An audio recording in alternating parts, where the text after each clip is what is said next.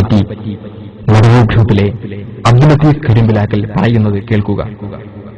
Jamal മൗലവിയുടെ ചികിത്സാ സാധ്യതകൾ കണ്ടറിഞ്ഞാണ് ഒരു പണിയുമില്ലാത്ത ചില ആളുകൾ തലയെക്കെട്ടുകെട്ടി സുന്നി പണ്ഡിതന്മാർ എന്ന വ്യാജേന കൂട്ടത്തോടെ മൗലവി ഗ്രൂപ്പിലേക്ക് ചേക്കേറുന്നത് എന്നുകൂടി അദ്ദേഹം പറയുന്നത് ശ്രദ്ധിക്കുക.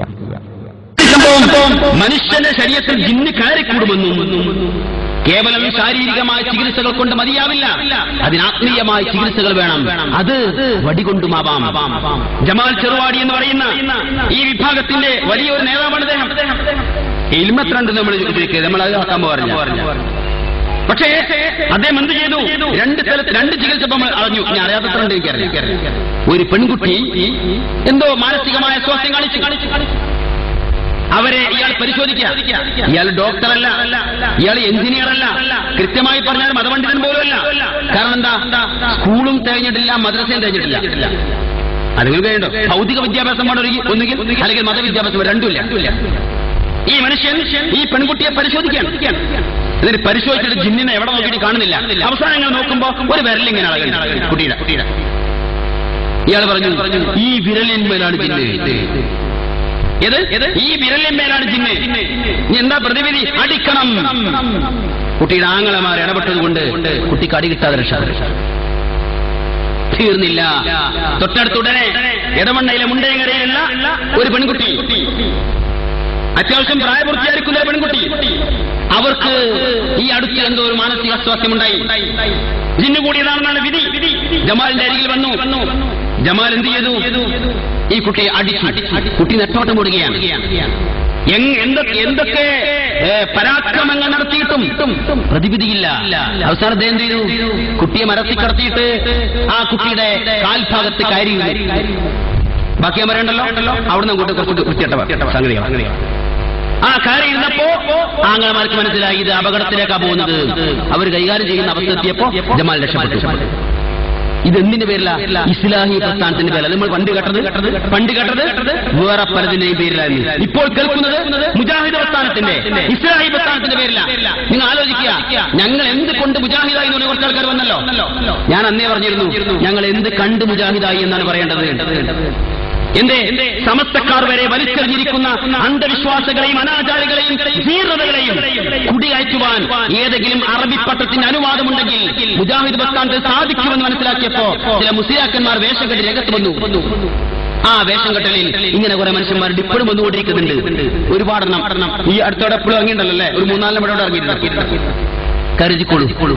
നമ്മളെ വിശ്വാസത്തെ, നമ്മുടെ ആദർശത്തെ ചോർത്തിയെടുക്കാൻ, ചികഞ്ഞെടുക്കാൻ, പറിച്ചെടുക്കാൻ, എന്നിട്ട് ആദർശ ശൂന്യരായി നരകത്തിലേക്ക് വലിച്ചേക്കാൻ വേണ്ടി ഇറങ്ങിത്തിരിച്ചിരിക്കുന്ന കുറച്ച് മനുഷ്യന്മാർ. ചികിത്സാ രീതികളാണ്, പ്രാകൃതമായ ചികിത്സാ രീതികൾ. മുജാഹിദ് പ്രസ്ഥാനം വന്നപ്പോൾ എന്താ സംഭവിച്ചതവിടെ? ജമാൽ ചെറുവാടിയുടെ അടിച്ചിറക്കൽ ചികിത്സയെക്കുറിച്ചും അനീതിയായ പെൺകുട്ടിയുടെ അനുഭവങ്ങളും ജമീല ടീച്ചർ എടവണ്ണ വിശദീകരിക്കുന്നു. ചെറുവാടി ചെന്ന് ഈ വീട്ടിൽ നമുക്ക് പരിചയമുള്ള ഒരാളെ വീട് തന്നെയാണ്. ആ വീട്ടിൽ കൊണ്ട് വന്നിട്ട് അങ്ങനെ ശ്രദ്ധയില് ഒരു ഭർത്താവും ഈ കുട്ടിനെയും ഒരാളും ഈ ശരിയാവുന്ന ഒരു പറഞ്ഞ ആള് അത് പറഞ്ഞ ഡോക്ടറിന് പറഞ്ഞത് ശരിയല്ല.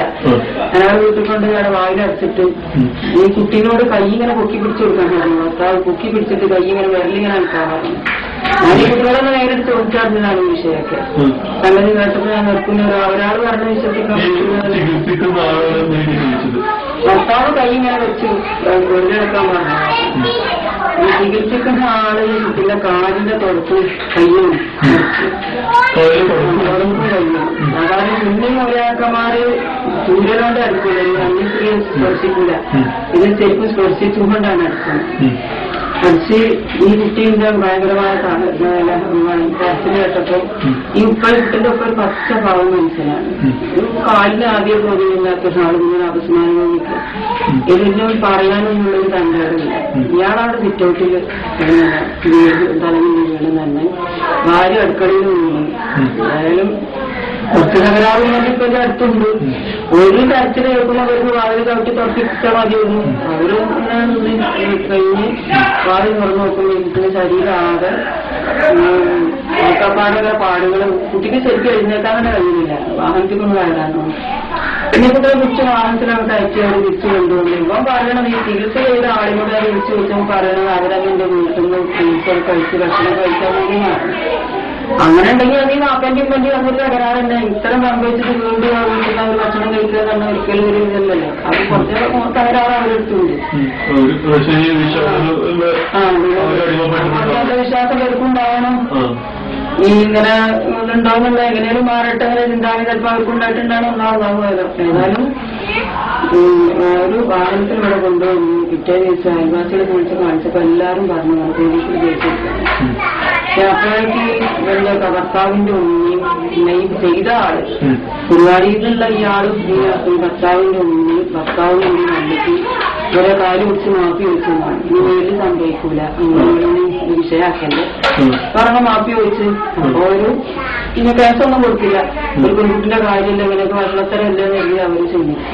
അറക്കാണ് ഇവന്മാർ പ്രസംഗിച്ചത്. തലശ്ശേരി ഒരു 2 മാസം ഈ ജിന്നവാദം ഉണ്ടായി, ഇതുപോലെ ക്ലാസ്. അതിലോലെ പ്രവർത്തകന്മാർക്ക് സ്റ്റേജിൽ വന്ന് പ്രസംഗിക്കാൻ സമയത്ത് കൊടുത്ത് അതിൽ ഒരുത്തം വന്ന് പ്രസംഗിച്ചുണ്ടായിരുന്നുണ്ടോ വിക്രാം പാല് കുടിച്ച സംഭവമല്ലേ അതുവരെ ശരിയാണെന്ന് അറിഞ്ഞു.